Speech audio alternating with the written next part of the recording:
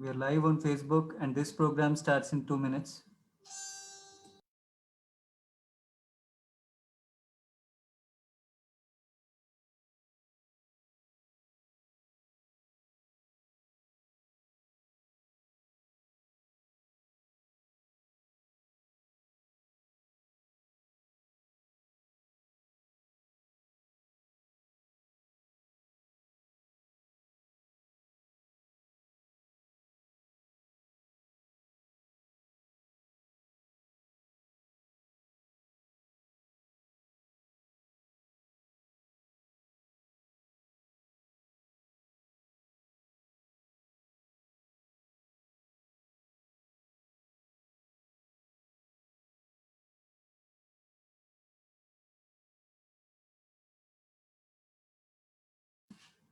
This program starts in 1 minute.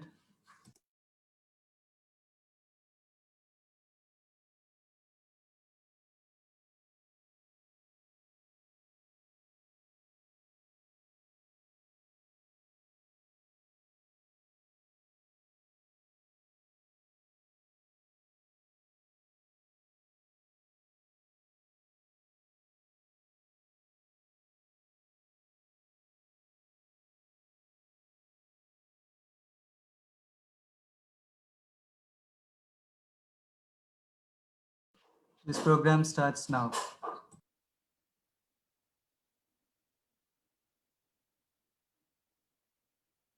Hello everyone, this is Sai Kripa. Welcome to the 22nd episode of Hyderabad Runners weekly webinar series, Beyond the Track. Hyderabad Runners, founded in May 2007, is the first group in India to institutionalize running with a mission to promote running as a preferred form of exercise among people. Hyderabad Runners has been doing this through its local running groups and mentors all over the city and has been supporting running groups outside Hyderabad too. As part of our initiatives to keep you constantly aware and educated in these uncertain and turbulent times of the COVID-19, we bring you Beyond the Track, a live webinar series of conversations with some of the highly distinguished experts from running and related sports to help equip yourself with both knowledge as well as practical training.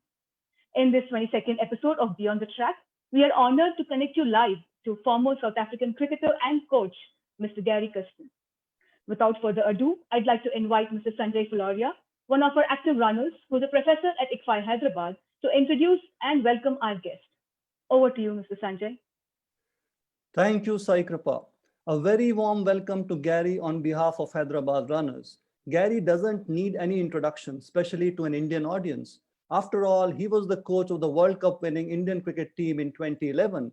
What is not known about Gary, at least I didn't know that, is his running prowess. He is a full marathoner to boot, and that too a very fast one.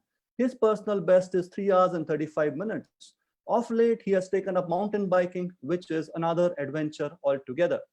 While preparing for this session, I got another insight about him.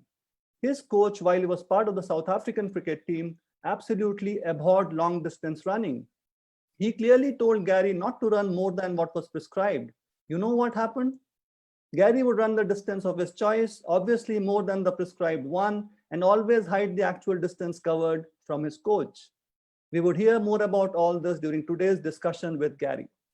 Gary played more than 100 tests and close to 200 ODIs for South Africa during an 11-year international cricket playing career. He scored more than 7,000 test runs. After coaching the Indian cricket team, Gary returned home to coach the South African national team from 2011 to 2013. And during his time as coach, Cricket South Africa reached #1 in the ICC Test rankings.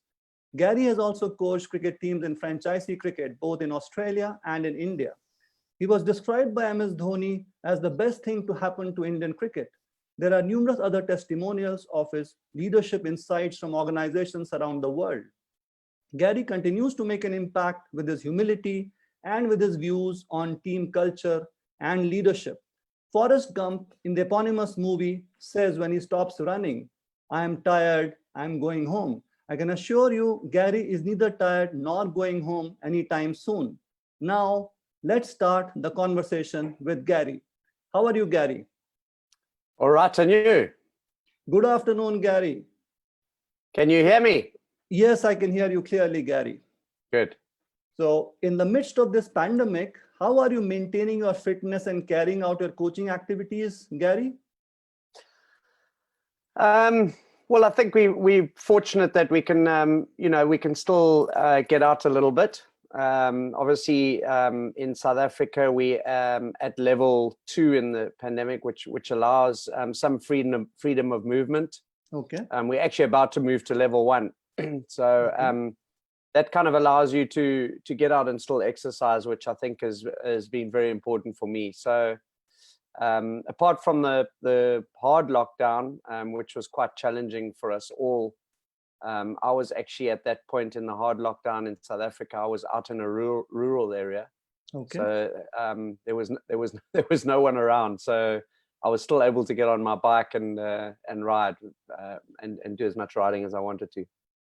Okay. So are you continuing with the coaching activities as well, Gary? Yes, I am. I run a coaching business, and we're doing a lot of online coaching at the moment. Okay.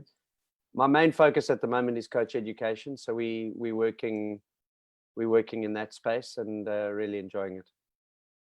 Great, Gary. So for us Indians, we relate to how you were such an integral part of our cricket team's win in the World Cup 2011. We can never forget that. And this is so close to all our hearts.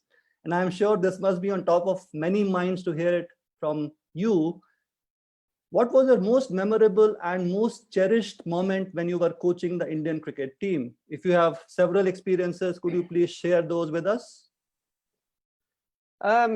I think for me the most memorable thing was to have 3 years traveling around the country of India.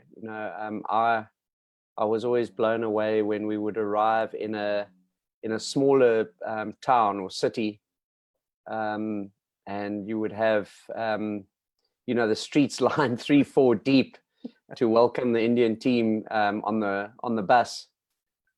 So that was always a memorable one. I think as well for me, it just working with some of those great players in the nets and becoming good friends of theirs was I think a really cherished moment. And I think to have got to a stage where I think the Indian players could trust me in the work that I could offer.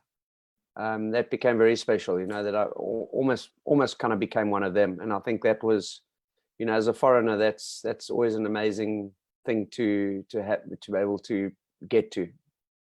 Gary, which is your favorite city in India, if I may ask so? My favorite city in India is probably Bangalore, because I think the weather is for me a bit cooler than anywhere else. I don't like the humidity, so Mumbai is quite tough to stay in, and Hyderabad's quite humid as well, if I remember. But Bangalore was kind of my favorite city. And you happened to coach RCB. Yeah, I was very fortunate to have 2 years with RCB, and it's a city that I've come to enjoy. Right, Gary. So what a journey it must have been for you, being from a family that played cricket to top of the order batting for South Africa, and to coaching the Indian team and the South African team, and now coaching athletes through your Gary Kirsten Cricket Academy, and you have miles to go still. What are some of your high points of this journey? So can you take us through your journey from childhood to today?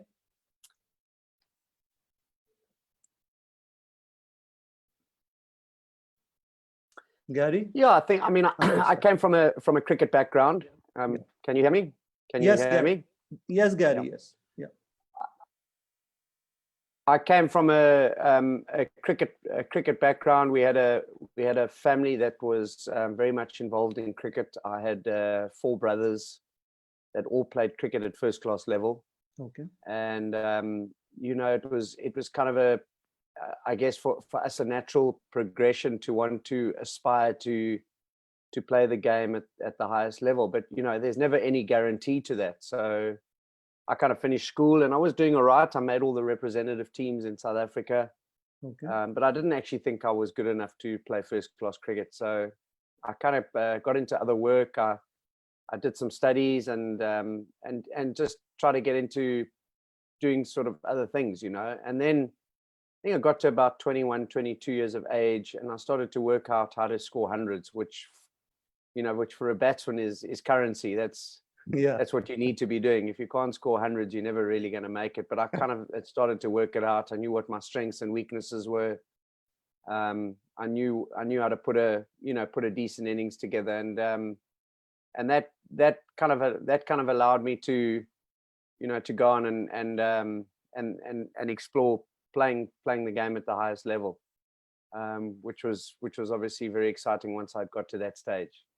Yeah. And then I played. I had 11 years for South Africa, which was amazing to play international cricket. I didn't think I'd play one game, to be honest with you, and end up playing 11 games was amazing, I suppose. 11 years, should I say, was amazing. So an incredibly privileged journey. Yeah. So Gary, another question that I always had in mind. So what was your first day in the South African dressing room like? What was it like? Were you ranked? How were the seniors? How was their behavior towards you? Can you tell us something about that? Is that in the South African dressing room, you say? South African dressing room. South African dressing room, Gary. As a player or as a coach? As a player, Gary. Okay. I think that first day I felt quite intimidated, to be honest with you. There were great players there. Some of you might remember the names. Kepler Wessels, Ansi Cronje was there. Alan Donald was there. Pat Simcox was there. Herschel Gibbs was there. So it was quite an intimidating space, to be honest. And I think for anyone who starts a new job or moves into a new space, you're always a little bit nervous and apprehensive about what you can achieve. I didn't think at that point that I belonged in the South African team, that I was good enough. And you kind of start very slowly, and then you do well in one game. I remember getting my first 100 at the MCG against Australia in 1993 in a one-day game, and that was for me was like it was an important milestone, because it made me realize that even in front of 60,000-70,000 people, I could go out in a final and do well. And I think it gave me a lot of confidence to know that from that moment on, that I could go and score hundreds around the world, and make contributions for the team. How much did you score in your first match for South Africa? Do you remember that, Gary? My first match for South Africa was a test match, and I debuted in Boxing Day in Australia at the MCG. Okay. And I scored 16 runs in my first innings, which was not going to impress anyone, to be honest with you. So what did your captain say about that? Nothing. Basically, the captain would only speak to me when I started to score some runs, which thank goodness was in the second test. I managed to get 60 odd in the first innings and a 40 in the second innings, and from that kind of moment on, there, everyone started to talk to you. Are you good enough to play in this team? Was Kepler Wessels your captain then? Yes. Yes. Yeah. Yes. So right, Gary, moving on, how were you as a child, and who were your idols growing up when you were a kid? Well, you got to remember that South Africa was in isolation then. So when I was watching my heroes play, it was no one international, because we didn't know the international players. They weren't on TV. Correct. We just heard about them in the media, in the print media. So there was very little exposure we had to international cricket. So all our heroes were essentially first class cricketers in South Africa. So there would be names that you wouldn't be familiar with, but I'm sure many cricket lovers would remember a guy by the name of Graham Pollock. He was a hero. Barry Richards. Barry Richards. Alan Lamb ended up going to play for England for a number of years. He was kind of a hero. So many kind of local South African players. Okay. Gary, you have run marathons in the middle of your highly intense cricket career.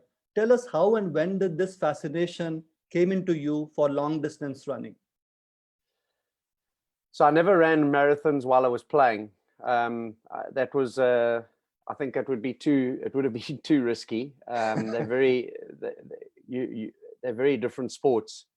But I always had a fascination and an interest in long distance running. In fact, I felt for me that it was very much part of my training psyche. And my view on it was, if I could go for a 10K run and spend 50 minutes out on the road, it would stand me in good stead to build some endurance fitness for when I went out to bat. So I try to match up my long distance running intensity wise with what it felt like to bat for 6-7 hours in a day. Okay. So I always felt that my long distance running, and I did it all the way through my career. Okay. Never long distances. I never did more than longest I would have done would have been a half marathon while I was playing. But I certainly try to do 8 to 12 Ks pretty much 3-4 times a week all the way through my career. And it just gave me a good base fitness. And in many ways, I was introduced into long distance running by a friend of mine only when I was 18, 19 years of age. Okay. And what I really liked about it was that you didn't have to run with like a massive intensity and have this pain at the end of the day. You've run so hard and you're exhausted, but you could actually run fairly slowly and you could just have a good time and enjoy it. And I think that's what got me into it. And then running kind of became, for me, it became part of my life. I didn't need to run anymore to be fit for cricket. I ran because it was a lifestyle decision for me. So I went through probably 20-25 years where I would run, as I said, 3-4 times a week, all the way through. And it was only recently, about 7-8 years ago, where I started to get some real pain in my, I'm sure we all have that as runners, but pain in my legs, my knees really badly. And I think, I just made the decision that I must get off my legs, and I got into mountain biking, which is a kind of a sport which is very popular in South Africa because we've got lots of mountains and there's lots of space. But it's also an endurance sport. So, doing a mountain biking marathon race, you're doing 5-6 hours in a day, very similar to running. So it was a good transition for me. So what is the distance that you cover typically in mountain biking on a day, Gary? So every year I try to ride this big event called the Cape Epic. I live in Cape Town in South Africa, and the Cape Epic is one of the it's a world recognized UCI event. Okay. The nice thing about it is the professionals ride it, but they also allow amateurs to ride. So we ride it as well. It's an 8-day event, and we do about 90 to 100 kilometers a day of riding. Okay, for 8 days. For 8 days, yeah. And it's a magnificent event. It works you over. I mean, I'm 53 now, so you've got to be fit for it. I'm actually in training at the moment because the event is in March next year. It was cancelled this year because of COVID, but it's in March next year, and I've got to do about 6 months of training, and I'm starting to do about 10 to 12 hours of riding a week now, just to get myself ready for that. Okay. So what is your training regimen like, Gary? Yeah, it's quite detailed. I mean, not dissimilar to training for a marathon. If you've decided that I did 7 marathons in my time, so if you decided that you're going to you do 60 Ks a week of training for a marathon, I don't know, so, the longer ones you'd have to do more, but it's not dissimilar. For us, it's just about time on the bike. Okay. So, I try to do 12 hours a week of riding, which means probably 5 days a week, and I'd go for 2-3 hour rides.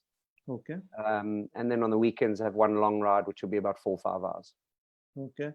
And what is your diet like? So you pay special attention to what you eat, what you drink? I'm sure you do.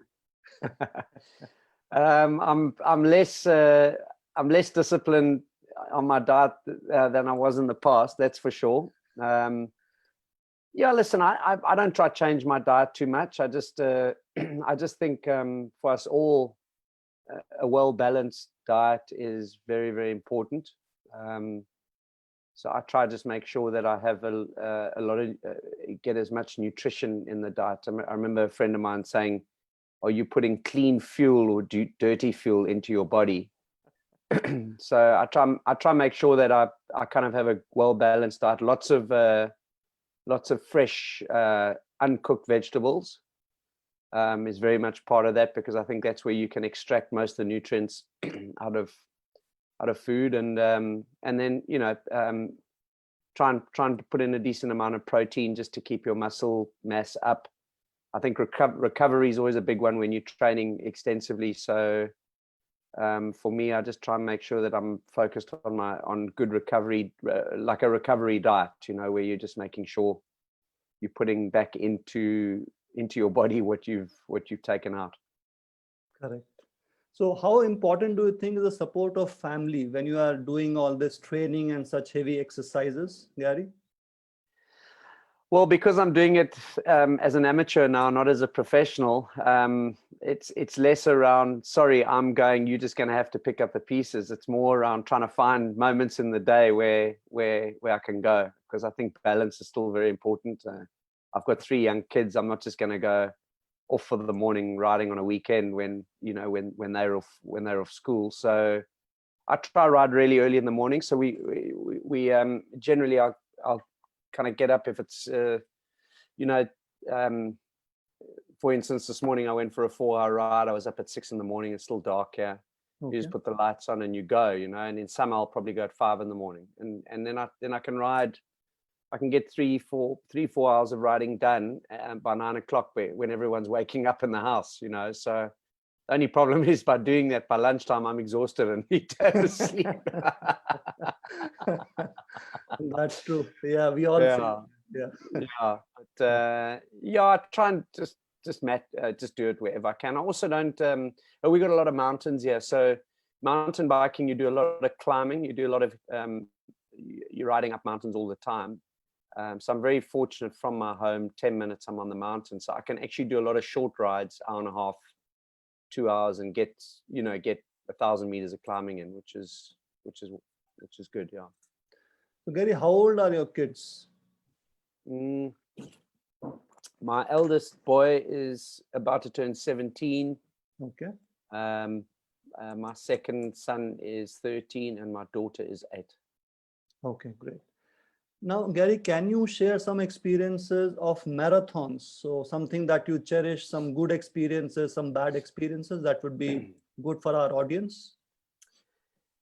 Yeah, so as I said, I kind of, when I retired and became a coach, I had this idea that I wanted to run some marathons. And I had 3 years in India, essentially, not always in India, but like I was in and out of India for 2008 to 11. And I try to run as much as I could there, but it's not easy to get on the road and run in India.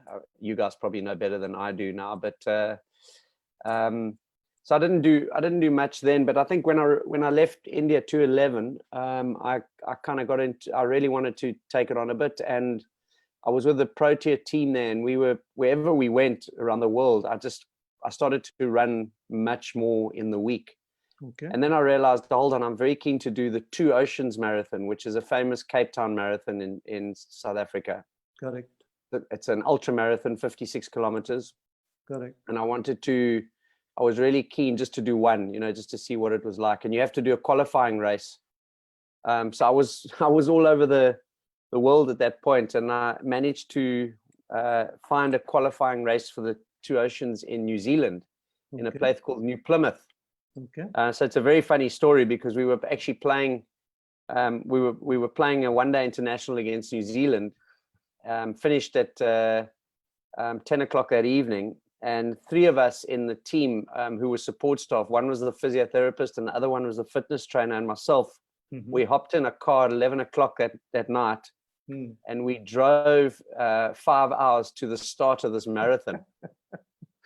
We arrive at the town at about 4 o'clock in the morning. The marathon starts at 6. We didn't sleep. We just thought, let's just run this event, and it was a 42K race. Okay. And we did this marathon and finished it. It was a hard marathon. I think I did it in about 4 hours, and I felt I was really, really tired at the end of it. But then we had to get back to the team, so we finished the race, got back in the car, and drove another 5 hours back to the team to play the next match. Yeah, on the back of no sleep. You can imagine how tired we were. So we decided that as we were driving back this 5-hour drive, we would take kind of half an hour shifts of driving so that no one would fall asleep at the wheel. Amazing experience, Gary. Yeah. Any other that you would like to share? Yeah, that was my first marathon that I ever did, and then I did the Two Oceans, which was my second marathon, and I really enjoyed it. I was kind of getting into it, and I started to buy magazines for marathons around the world, and I managed to do one in Holland, which I really enjoyed because we were going on a cricket tour there. And I did a few.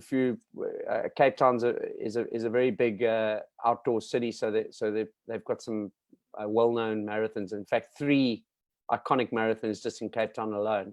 Okay. So I did a few of those. And as I said, I mean, I only did 7 in the end. I found running quite tough, to be honest with you. I don't have the ideal build for a runner. I've got quite big legs, so I'm a little bit bottom heavy. So it was never easy for me to run those kind of distances. Anything up to 21 Ks I think was fine. Okay. But once I started getting into 30 Ks and then moving to 40, I found that my legs got really, really sore, and I don't think I was designed for that length of running. But I did it anyway, and I enjoyed it. I really kind of got into it a bit. Okay. And then it was, after my 7th one, I got invited to do a mountain biking race, and that was the end of the running. Okay. So did you undergo any coaching, Gary, for marathons? Did you feel like hiring a coach and getting trained for a marathon, getting faster or something like that? No? No, absolutely not. I was fortunate. I had 17 years of playing competitive sports. So for me, running just was a hobby, Okay. and mountain biking is the same.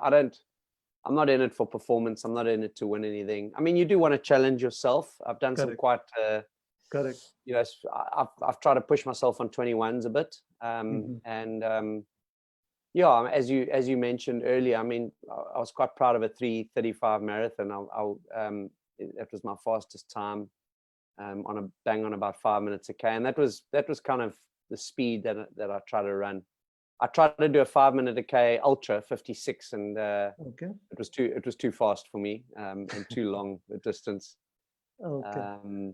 But your 21s, I try to kind of get under 5 minutes a K and push it a little bit more, because it's half the distance. So Gary, you are saying that you are not built for a marathon and you finish a marathon in 3 hours, 35 minutes. That's quite a contradiction. Right, Gary. So moving on, you have done exceptionally well as a cricketer yourself, and you continue to do so as a coach and an entrepreneur. When and how did you discover you could reach here? When did you decide that you will become an entrepreneur or a coach? I guess I retired in 2004, and I think I think from that moment on, it was then, what am I going to do? And cricket for me has been part of my life for so long. It just felt like a natural progression to get into coaching. I didn't want to be a commentator, so I got into cricket. But I've always been fascinated on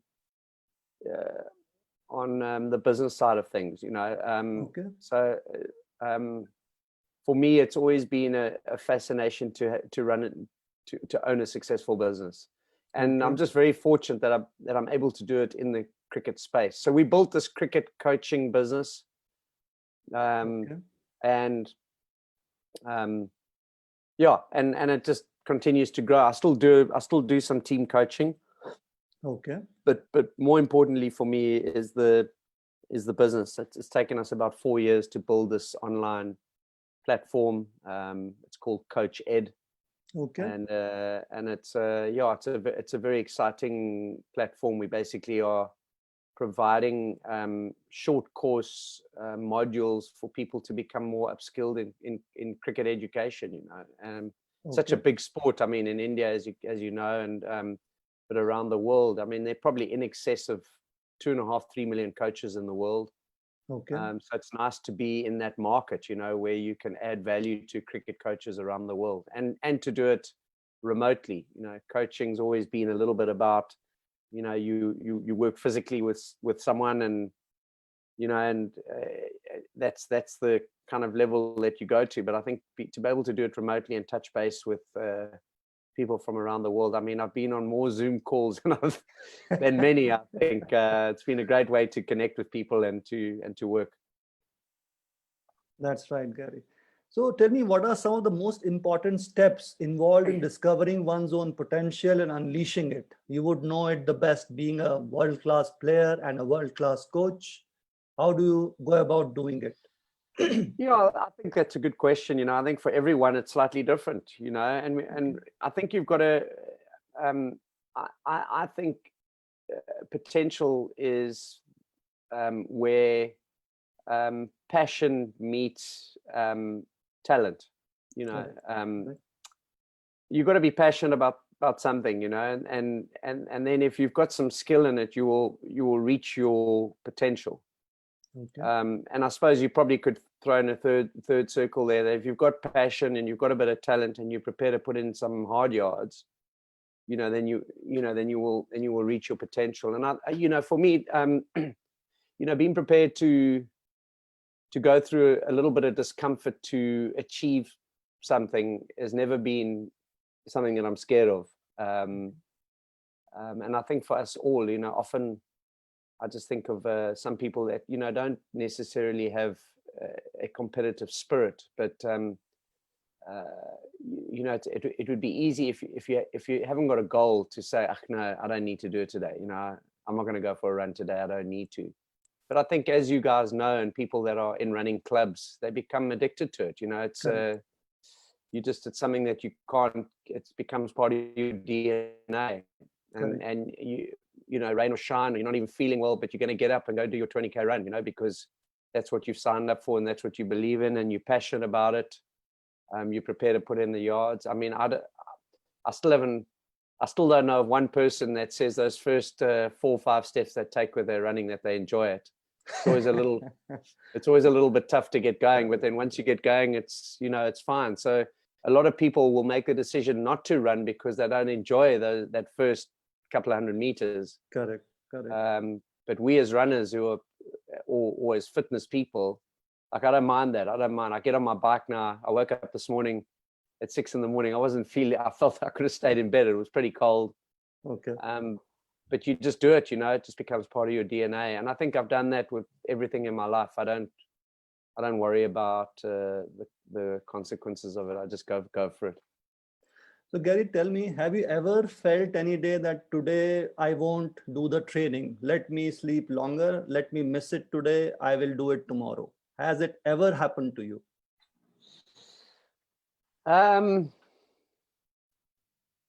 Yeah, it probably has, but it's very seldom. Okay. Very seldom. I mean, if I've made a decision that I'm going to go do training, I'm going. I'm not. Nothing's going to stop me. I actually find if I don't do it, I've let myself down and I'm grumpy the whole day. Yeah. I'm sure we're all the same, but I'd never miss out. I have to do it. You have to do it, right? So Gary, next is, what are the skills most important for coaching according to you? For coaching cricket or just coaching generally? Coaching in general. Yeah. Gary. Yeah, I think for me, what I've learned, I mean, I've been a coach now for 16 years. And the one thing that I've learned about coaching and leadership, I suppose, in many ways, is the most effective form of leadership is not instruction. Okay. Okay. It's not I'm going to tell you how to do it, because the person who you're telling can only be good as your IP, but your IP might not be good enough. Yeah. Yeah. I think the most effective form of leadership or coaching is facilitation. Okay. And what I mean by facilitation is how do you walk a journey with an athlete to allow them to be the best version of themselves? And that journey is not about telling them what to do necessarily. That journey is about them finding out their own true potential and finding out for themselves what are the things that is going to make them really good at whatever they decide to do. And it's our job as leaders or as coaches to facilitate that process. Correct. So when I work with players, I try and stay away from the tell space and operate more in what do you think is the best thing to do in this situation? What do you think at this point in time would be the best decision to make? And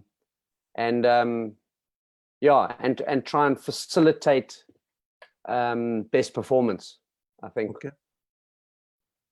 So Gary, how do you handle a difficult player?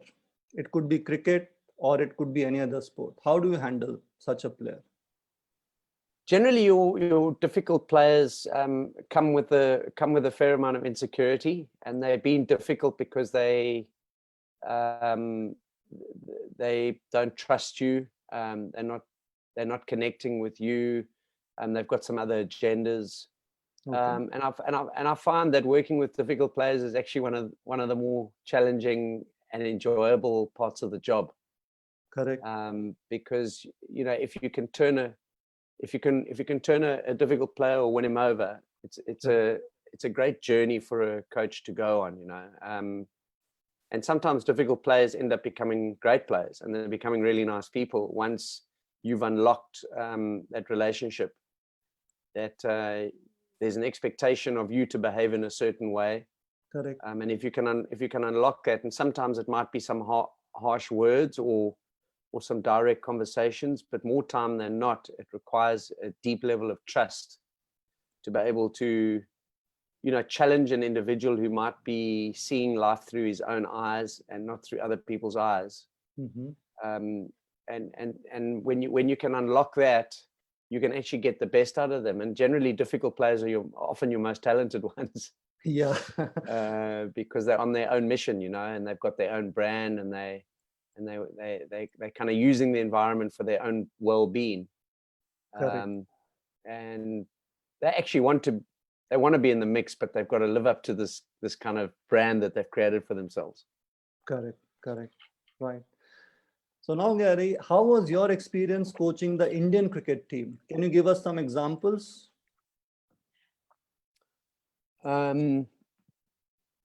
Yeah, I mean, it was an incredible privilege over 3 years. I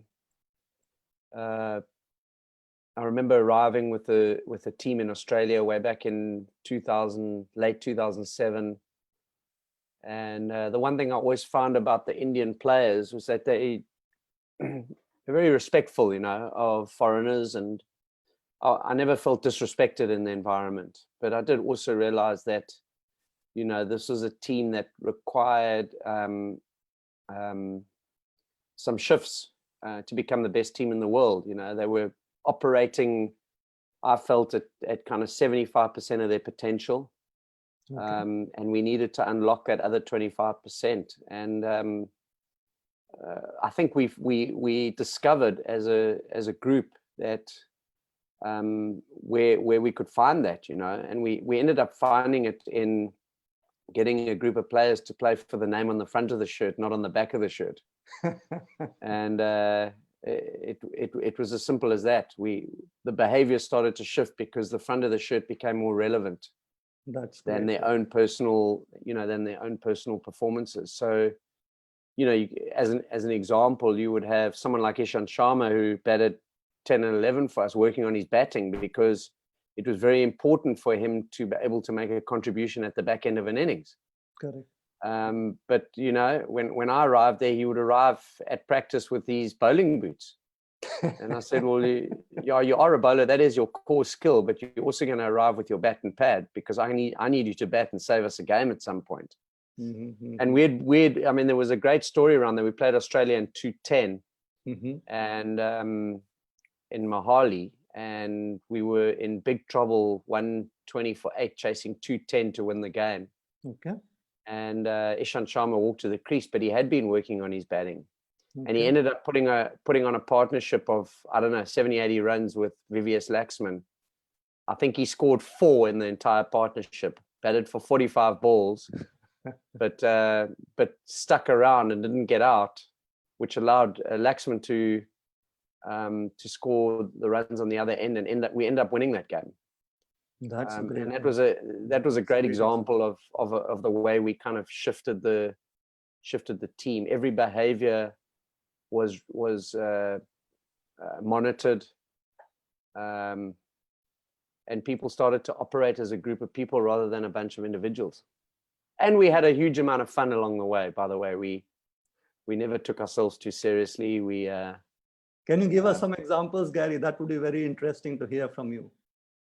Yeah, that's all. What goes on tour stays on tour. So we don't share that into the public space, but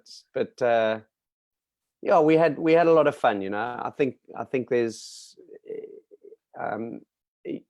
every one of those individuals, when you're together for so long, and you're spending so much time together, you learn to enjoy yourself as well as much as you can. So we had a lot of laughs along the way. We try to keep the environment nice and light, and the energy light, and allow people's talent to express itself, which is ultimately what you want.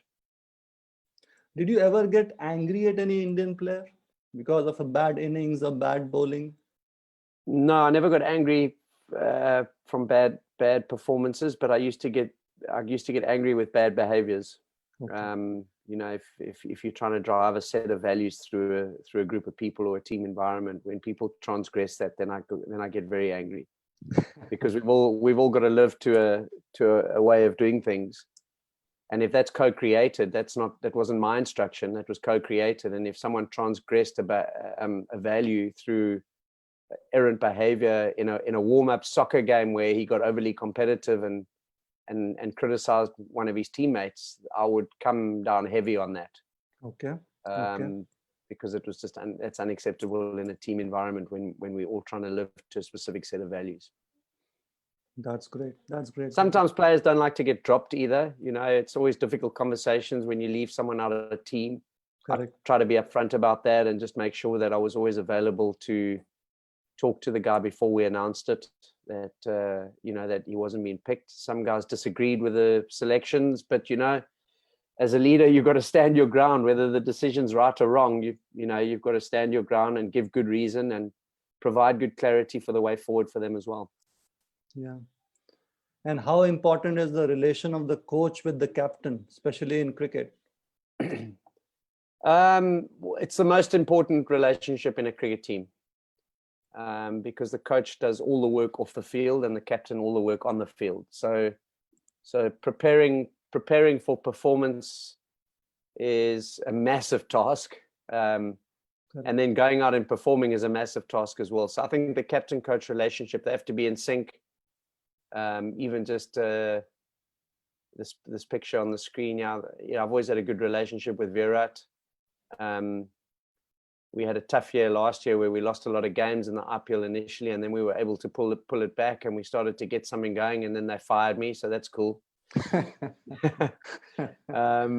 then with MS, I mean, our relationship was very close over many years, but I think he started to, as time moved on, he started to trust me more and more in terms of what I could offer him, and we just had a good time. We were very kind of very similar personalities, both fairly quiet, and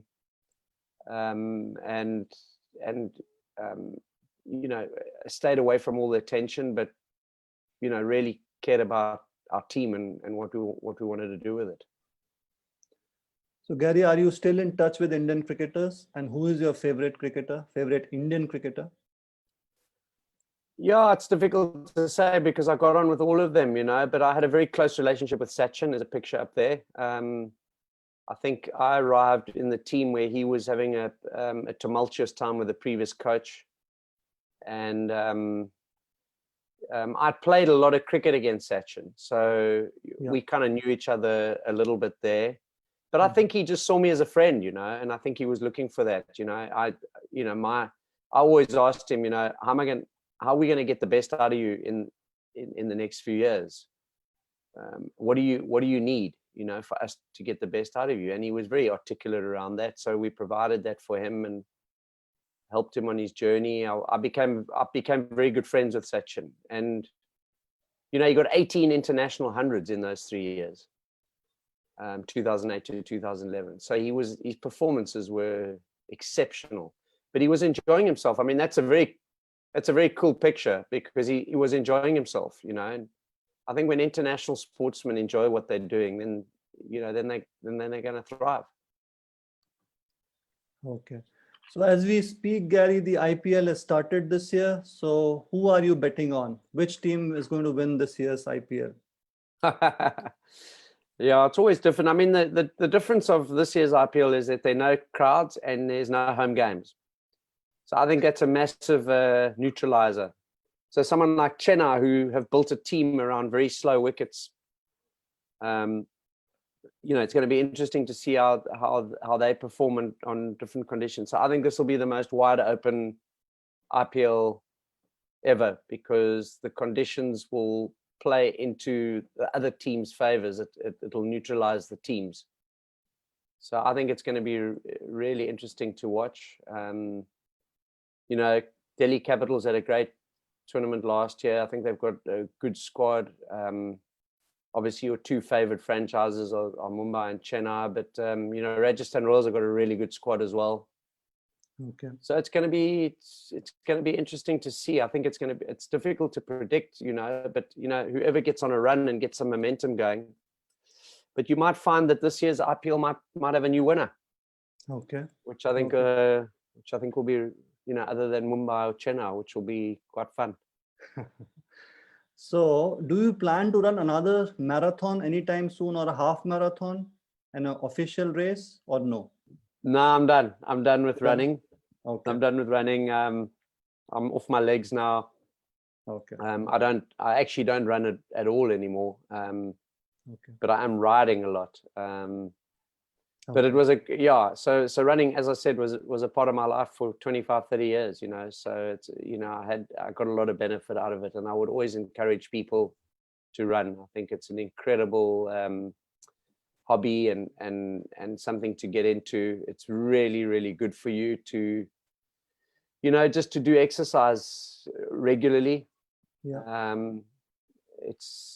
So I'm a big fan of it. And would always encourage people to do it. So Gary, now I am done with my questions. We'll move on to the audience questions. So we have a question from Kartik Subramanian. He asks, Gary, how much of strength training do you put in to support all this training for rides? That's a good question. And I have to admit, in my amateur space, I used to spend a lot of time in gyms when I was a player. Mm-hmm. Building strength, but I'm a lazy exerciser now. I just ride. I do very little strength training. In fact, I don't like it. I get bored. But I have been told the older I get, I need to keep my muscle mass up. So I'm probably not long away from having to, do something, even if it's even if it's just using body weight just to keep building strength. So yeah. Okay. I'm not doing it very well at the moment. So what are the mental aspects that you will suggest to runners? What are the mental aspects that they should care for or they should work on? I think in any endurance sport, I mean, for me, there are a couple of things that are important. One is if you're doing an endurance event, your in-performance nutrition is crucial. Okay. And everyone's different. So everyone needs to understand what nutrition that they need to consume during an event. I've learned that the hard way, where I've had some really tough runs and rides where I haven't, taken in the right nutrition. As an example, I sweat a lot. Okay. So I'm losing liquid and minerals out of my body at a rapid rate, and often when you're riding, you don't feel you're sweating because you got that kind of that movement all the time. Running's a little bit easier to understand, but I just think understanding how you need to consume nutrition during an event's crucial. And then I think on the mental side, for me, it's more around competing with yourself. I don't kind of compete with anyone. I just want to make sure that I prepare well enough, and that I'm very organized in an event. I find that if I'm really organized mentally, I'm much stronger. If I'm not sure where I am with things, I'm not that quite prepared, then I'm second guessing myself. Okay. So I think it's always nice to be really prepared. And then also you'll build confidence through doing events, Okay. and then once you build that confidence, that if you're going through a tough time, I always used to find in marathon running, the 30K mark was a bit of a time for me. 30Ks was always a tough one. You got 12Ks to go in a marathon, and I always find that a tough time to get over. You hit the because wall, your body, right? Hit the wall. you hit the wall. Your body's starting to get sore. Mm-hmm. And you've kind of just got to get yourself to 35, 36, and then you don't have long to go. But those 5Ks I always found was a tough time for me. So I tried not to push too hard between 30 and 35Ks. Okay. I used to take it easy and just slow down a little bit. And then if I was feeling good at 35, then I would push for the last 7. So I suppose it's a race strategy. I suppose we all need that. So who were your running mates, Gary, during your running days? Well, very few cricketers, because cricketers don't like to run. So yeah, I mean, in the South African team, there was a lot of support staff that used to run. So we used to run most mornings. Rob Walter, who's actually been involved in IPL, Brandon Jackson, who was the physio. Brandon Jackson, by the way, he's still the South African team physio. Mm-hmm. He has done he did 28 Comrades marathons in a row. 28 in a row. For those of you who know the Comrades marathon, it's a 90-kilometer race. Yeah. Ultra marathon. He did 28 in a row. Amazing. Yeah, and it's an amazing effort. I mean, I've never done one Comrades marathon, but in South Africa, that is the holy grail of marathon running. If you've done a Comrades, you've made it as a marathon runner. Correct. There's one question from Ramesh, Gary. Would like to hear your perspective on the comparison of endurance between a 5-day test match and a marathon. Yeah, I think the comparison that I have is that it's you operating at that kind of medium intensity. Marathon running, you're not running at full pace.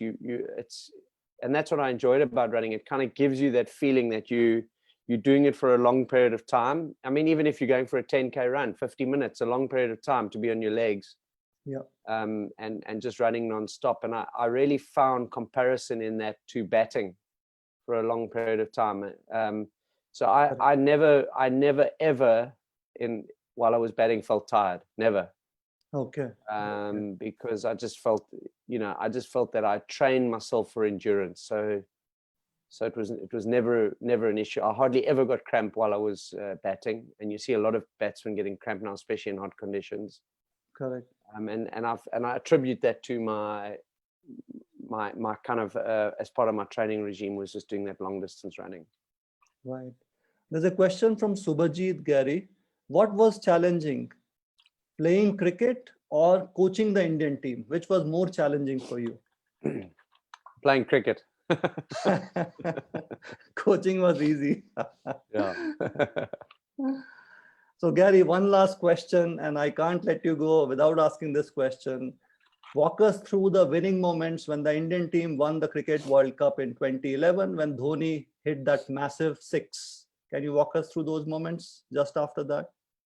Yeah, it was a great experience and a privileged journey. I mean, I do look at that a little bit and sometimes feel a bit embarrassed that they put me on their shoulders, some of the players. I just think we had a lot of fun, and we kind of knew how we could play. We got comfortable not playing that well in matches and winning. We got comfortable with that, and we never expected to be absolutely perfect. And if you go through that tournament, we didn't. There was a lot. We didn't play that well through the tournament. In fact, our best game was the final. In many ways, in fact, I didn't think we bowled that well in the final either. But our bat, we kind of really hit our straps with the bat. But if I think back to the quarterfinal against Australia, we were 180 for 5, chasing 260, game on the line. Correct. And Suresh Raina, who hadn't played much cricket, came in and put on 70 or 80 with UV. So we got ourselves across the line. And then in the semi, we actually, I thought we batted poorly and then bowled really well. Okay. You know, and that was kind of the mark of the team. I think if you look at that picture, most of the guys in that team somewhere along the line made significant contributions. Munaf Patel in the semi-final bowled these 10 overs for 35. Correct. And Ashish Nehru, I can't see. There he is on the right. He had broken his finger for the final, but he had an incredible semi-final as well. He bowled really well. So I think there were a lot of guys that could. We didn't just rely on a Sehwag or a Tendulkar or a Dhoni. There were a lot of guys that could make a contribution. So we look at the Dhoni six at the end, and MS himself didn't have a big tournament. He had been pretty quiet, and then had a great last match. And I think that was the mark of the team, is that you had a large amount of guys who could make performances. Bearing in mind that Yuvraj Singh was man of the series, man of the World Cup. So that would have. When we picked the team, we nearly didn't pick him because he was so out of form. He almost didn't get picked for that World Cup. That's how crazy it was. Yeah. Thank you very much, Gary, for an amazingly engaging conversation. I loved it, and I hope you did too. Now I hand over the proceedings to my colleague Naresh for the vote of thanks. Over to you, Naresh. Well, thank you, Sanjay, for facilitating that session so graciously. It was a really inspiring session. We hope you all enjoyed it. A few key insights from Gary's talk. I think the importance of being passionate and putting the effort to succeed. Not just having the talent. Importance of connecting to people, establish a deep level of trust to unlock the true potential, particularly with difficult players that you are coaching. Importance of relationship between the coach and the captain. I think all the marathoners on the group, I think everyone would agree the importance of in-performance nutrition.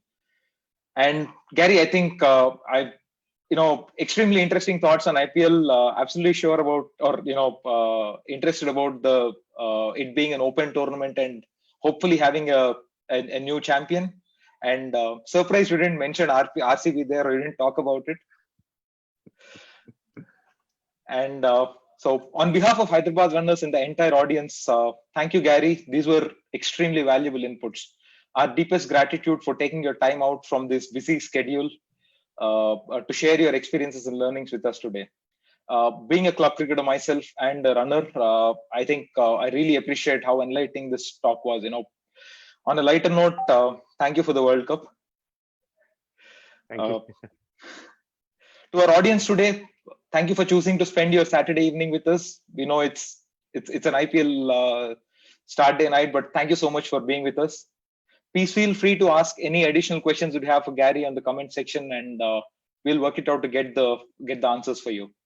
The recording for this webinar will be available on the Hyderabad Runners Facebook page and also on the Airtel Hyderabad Marathon YouTube page. you can come back and watch it again, share it on your social media, and this can greatly benefit your friends. And Gary, I think you should, at some point of time, should you take back to running, you should run the Airtel Hyderabad Marathon. You're always welcome here. Thank you. Before we wind up, we'd request all the members to take the necessary precautions to be safe and healthy, considering the number of cases that are increasing across the world. We'll be back next Saturday with yet another expert and yet another interesting topic for you. Week after week, just as you marked your Sunday mornings for the Sunday long runs, you can mark your Saturday evenings for the Beyond the Track webinars. We hope to see you every single Saturday. And a quick information on that front, Hyderabad Runners is initiating a resilience run based on the Fit India movement initiated by the Government of India, spanned over a month from 20th September to 20th October. Resilience runs is a hope to enable you get back on the road. Please visit the Hyderabad.com for further details. Until then, this is Naresh from Hyderabad Runners signing off. Stay safe and stay healthy. Bye-bye.